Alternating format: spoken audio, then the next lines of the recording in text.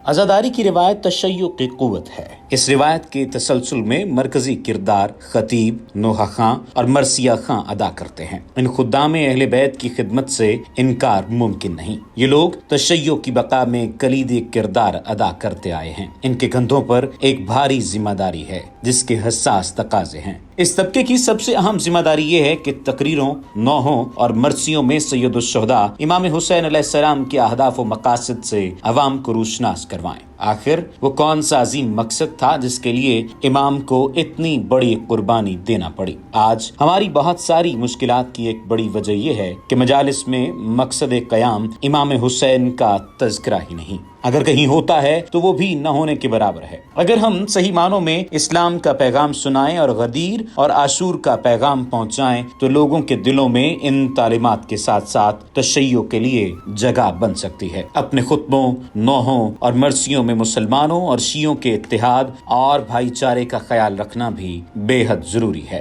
कुछ अरसा कबल तक सिर्फ शिया ही महफिल अज़ा सजाते और अज़ादारी करते थे, जबकि दूसरे मुसलमानों की सोच ये थी कि आज़ादारी बर्पा करना और इमाम हुसैन अलैहिस्सलाम का नाम लेना फकत शियों का काम है। लेकिन गुज़श्ता कुछ अरसे से हालात बदल रहे हैं। अहले सुन्नत के कई लोग भी जान चुके हैं कि इमाम हुसैन अलैहिस्सलाम का नाम लेना और उनकी आज़ादारी का इंतजाम करना हर उस मुसलमान की जिम्मेदारी है जिसका दिल इस्लाम के लिए धड़कता है। हमारे जिम्मेदार और बाबसीरत उलमा दूसरे मसालिक के लोगों को हुसैनियत की जानिब दावत देने में कामयाब हो रहे हैं। फर्श अज़ा दिलों को तोड़ने का नहीं बल्कि दिलों को बाहम जोड़ने का प्लेटफॉर्म बनकर सामने आया है। अब हमारी मजालिस में दूसरे मकातब के अफराद भी तशरीफ लाते हैं, इसलिए हमारी जिम्मेदारी बढ़ गई है। हमें गैर जरूरी और मुतनाज़िया बातों से परहेज करने की जरूरत है। दुनिया के कोने कोने में ये पैगाम आम करने की जरूरत है कि शिया कौम ही उम्मत रसूल सल्लल्लाहु अलैहि वसल्लम की